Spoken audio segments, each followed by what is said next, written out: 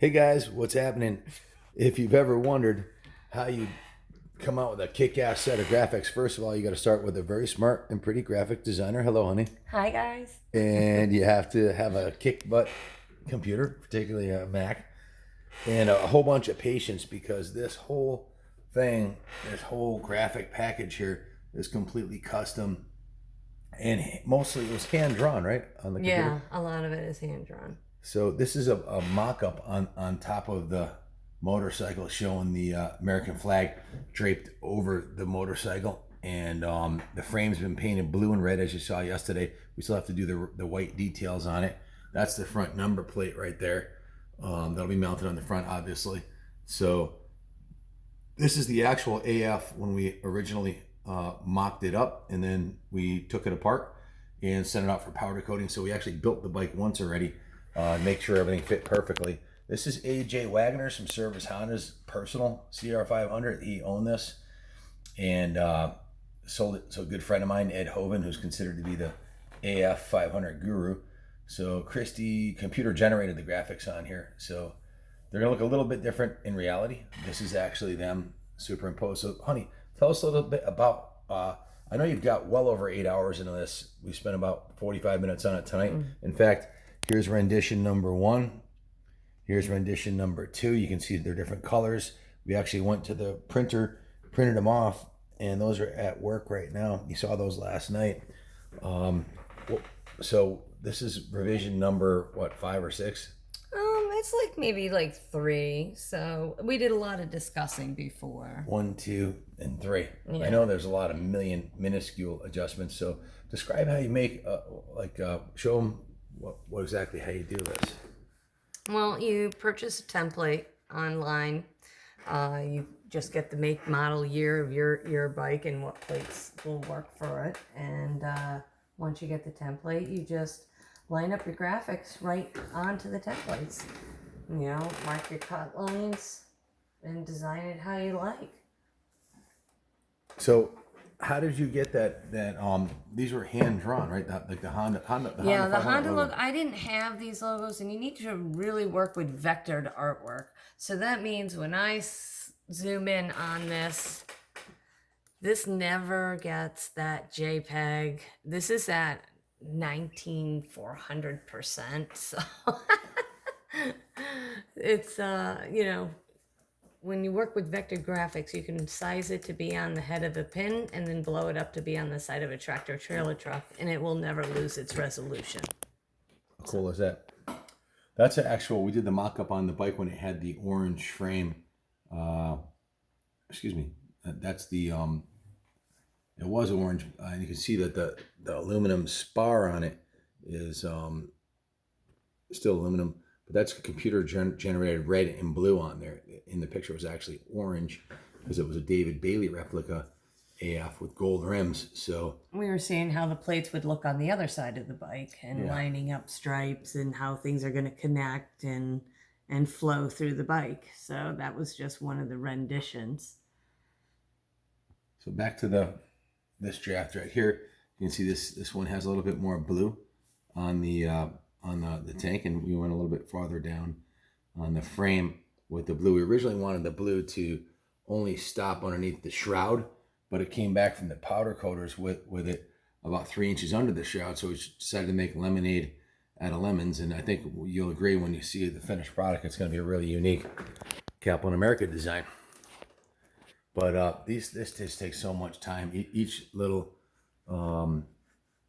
graphic was hand drawn and designed, right, honey? Yeah, I put it in vectors because it's so much easier to change colors, modify it, do whatever you want with it, and you're always working with a calculated design made up of mathematical measurements, which is what you need for cutting and making these graphics. Can you tell a big dummy like me what's a vector?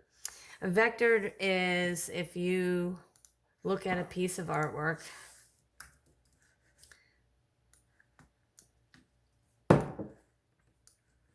it never gets sawtoothy, as you see in a lot of images on the internet. The larger and larger, you will never get that. Can we put that on the side of my truck, honey? The big Where a American flag. JPEG is going to get pixelated and have all the fuzzy, unclean edges. You can't do changing of colors as easy as you would with, you know, a vectored artwork, and do basically anything you want. Looks like a different color blue in that one. Did you just change that? Huh? Yeah, I just I'm clicking on colors right now. Just showing how quickly you can change something. Wow. With vectored artwork. It's what is going to give you the crispest, cleanest art. That's awesome. So what happens next? We send this over to our buddy at the Sign Connection, Greg. Yep. Greg's going to hook us up. He's going to cut these. I'm going to have this all set up for him and everything that he needs to cut the files. So I hopefully have no work for him and he just hits print. So we put my favorite Bible verse, Romans 8:28. God works all things for good for those that are living according to his will. That's going on the right side of the swing arm. And God Bless America will be on the left side. And for love of country, the Lord and motorcycles are what make me tick. So this is going to be really an awesome piece.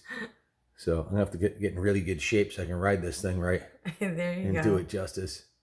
There's been a lot of time put in this bike. The Dirt Bike Wizard's been working on it for weeks. And a lot of people got involved with the project. Bill Blythe polished the swing arm to a chrome-like finish.